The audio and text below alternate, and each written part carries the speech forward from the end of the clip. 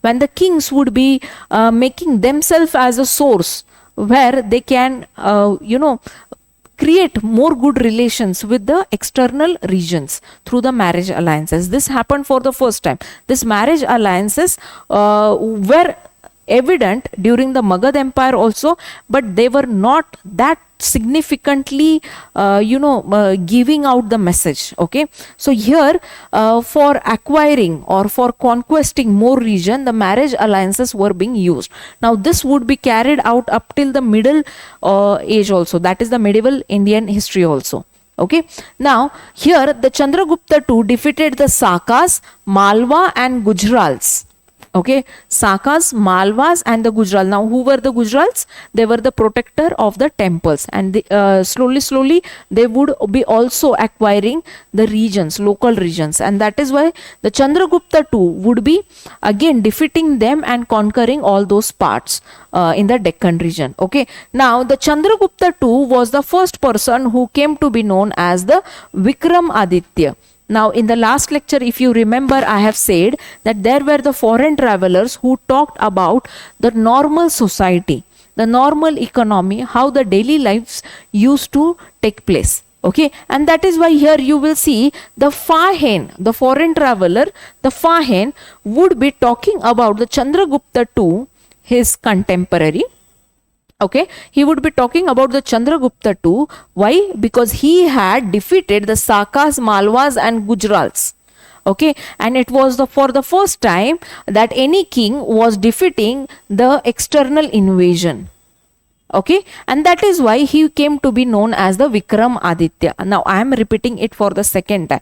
In the last lecture also we have done it when we were discussing about the Central Asian influence on Indian subcontinent. Okay, so he came to be known as the Vikramaditya. Chandragupta II came to be known as the Vikramaditya. Now in the last session I have also told that in Indian history we have 14 Vikramaditya in total. Okay, the one who defeats all the major powers surrounding him is termed to be as a Vikramaditya.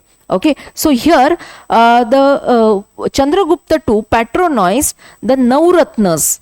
Okay, Navratnas. Now what are the Navratnas? Navratna means 9 type of expertise or 9 type of ministries. Okay, 9 ministries, that is Navratna. Okay, so he patronized the Navratnas, that is his council consisted of the Navratnas or Navratnas. It can also mean, now in Gupta period, the Ratnas means the expertise. Okay, expertise. Now if the same Navratnas theory is being applied in the medieval period, then it becomes the ministries. Okay, Ratna means the precious stones, the precious gems of the court of the kingdom. Okay, so the Navratna. Okay, so he patronized the Navratna system in the kingdom. Okay, and he issued the silver coins. Now see, Chandragupta II will be issuing the silver coins. So can you analyze that slowly the economy is coming down? Okay, because during Chandragupta I, during Samudragupta, okay, the economy was at a very high pace. So they would be issuing gold coins. But once we come towards the Chandragupta II, okay, of the Gupta period, so there they would be issuing the silver coins. I'm not saying that all coins were silver. Some of the coins were golden, but majorly the silver coins were being used in the transactions. Okay, now this has been inscripted on the Mehroli iron inscription. Okay, now where is Mehroli? Mehroli is in Delhi. Okay, so Mehroli is in present Delhi. If you get time, whenever you get time, please visit this inscription, try to read this inscription. Okay, the explanation is being provided. Okay, so it talks about the legacy of Chandragupta II. Okay, this Mehroli iron inscription, this full pillar is made from the iron. Okay, this is iron metal. Okay, so again here it is Indo-Greek design. Indo-Greek design, and this iron pillar is monolithic pillar. Monolithic pillar. Okay. Now the next major ruler is the Kumaragupta I. Okay, now he is major.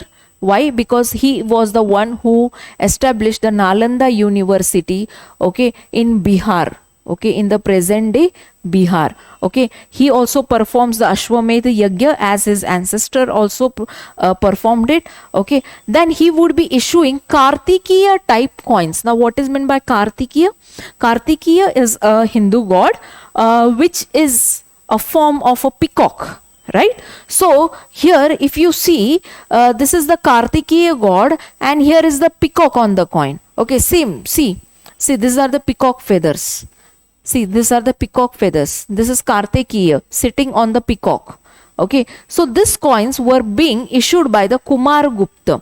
Now the Kumaragupta would be facing more economical issues also, and that is why his during his reign the dynasty becomes much weaker. Okay, and due to that the Huns will be invading this region slowly. Okay, so after the Kumaragupta, it was the Skandagupta who will retaliate against this Hun invasion. Okay, so Kumaragupta would be coming to be known as again the second Vikramaditya from the Gupta period. Okay, now who was the first Vikramaditya? You just revise in your mind. Okay, the second Vikramaditya was the Skandagupta. Okay, now he was the last powerful from the Gupta period. He repaired the Sudarshan lake. Now the Sudarshan lake, the same lake, okay, which was constructed by Rudra Daman. Okay, Rudra Daman I constructed the Sudarshan lake, okay, in below the Girnar inscription or in the Girnara Nagara. Okay, so the Rudra Daman created the Sudarshan lake, but the Skandagupta